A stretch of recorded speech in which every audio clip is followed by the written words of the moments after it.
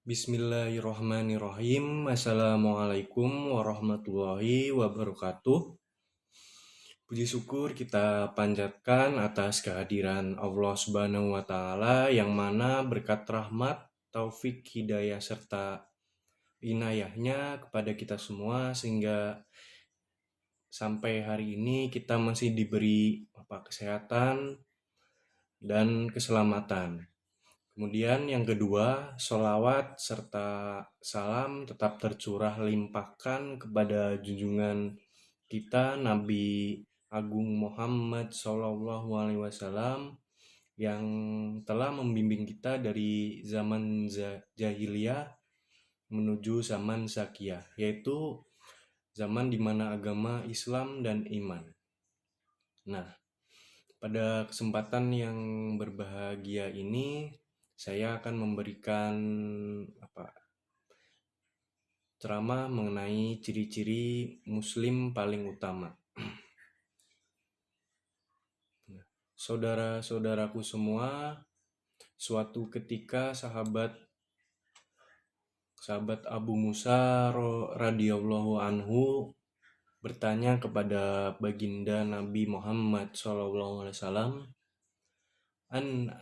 an Abi Musa radhiyallahu anhu qala qultu ya Rasulullah ayyul muslimina afdolu, yang artinya ya Rasulullah, orang muslim yang seperti apa yang paling utama. Kemudian Nabi bersabda, qala man salimal muslimuna min lisanihi wa yadihi, yang artinya Muslim yang paling utama itu adalah seorang Muslim yang dimana orang-orang Muslim lainnya selamat dari keburukan mulut serta tangannya. Nah, jadi maksudnya itu setiap Muslim yang paling utama adalah seorang Muslim yang tidak merugikan orang lain, baik melalui lisan atau tindakannya. Kemudian dengan adanya hadis ini, maka mari kita untuk selalu bermawas diri, introspeksi diri, bagaimana kita berkehidupan, bertetangga, bermasyarakat, sudah benar apa belum, sudah menciptakan manfaat apa justru hanya membuat masalah yang dapat merugikan orang lain.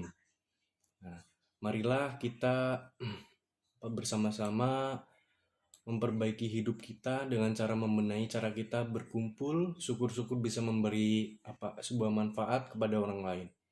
Nah, kemudian Nabi Muhammad SAW bersabda, khairun nas anfa'uhum linnas, yang artinya sebaik-baik orang adalah yang dapat memberi manfaat kepada sesama. Nah, jadi lebih baik lagi jika kita mampu menciptakan kebahagiaan orang lain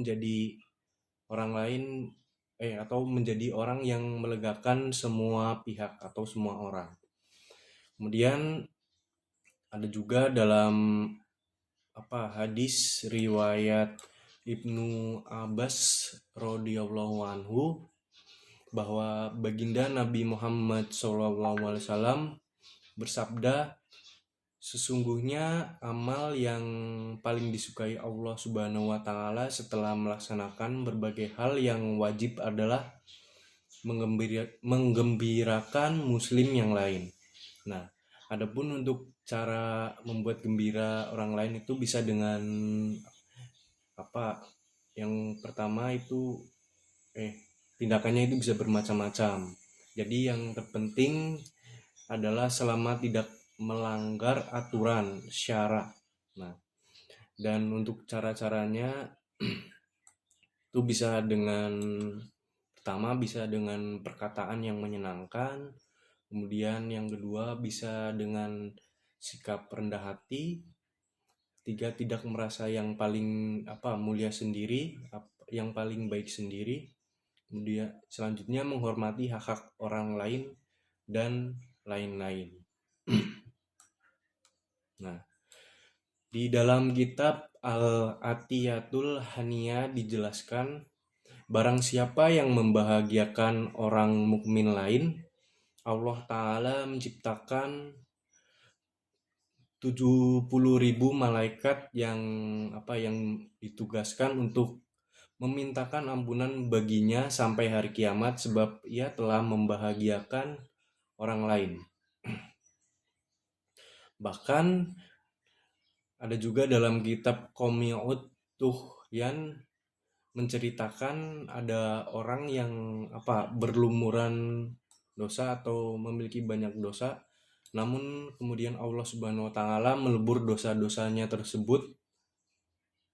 Nah, baginda Nabi kemudian bertanya kepada malaikat Jibril, sebab apa gerangan Allah mengampuni dosa-dosa orang-orang itu, orang-orang yang banyak dosa itu. Kemudian malaikat Jibril menjawab, karena ia memiliki anak kecil. Ketika pulang dari berpergian, saat ia masuk ke rumahnya, ia disambut putranya yang masih kecil. Ia memberikan buah tangan yang membuat sang buah hati bahagia. Kemudian, jadi dari kebahagiaan anak inilah yang mengakibatkan ia memperoleh kafaratut dzunub, dosa yang diampuni. Nah, jadi jangan sampai merugikan orang lain.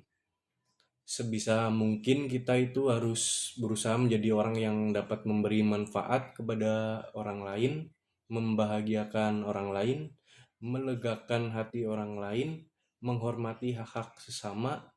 Nah, jika hidup kita itu demikian atau seperti yang sudah disebutkan tadi, artinya menghormati hak-hak orang, kemudian berusaha membahagiakan sesama, insya Allah kita akan selamat, tentram, dan dijauhkan dari hal-hal yang tak disukai.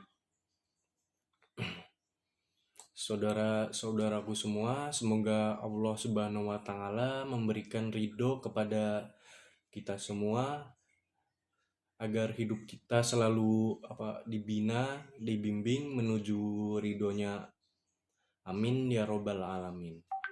Baik, akhir kata dari saya, mohon maaf apabila ada kesalahan dalam penyampaiannya, mungkin dari kata-kata saya yang mungkin kurang berkenan di hati saudara-saudaraku semua.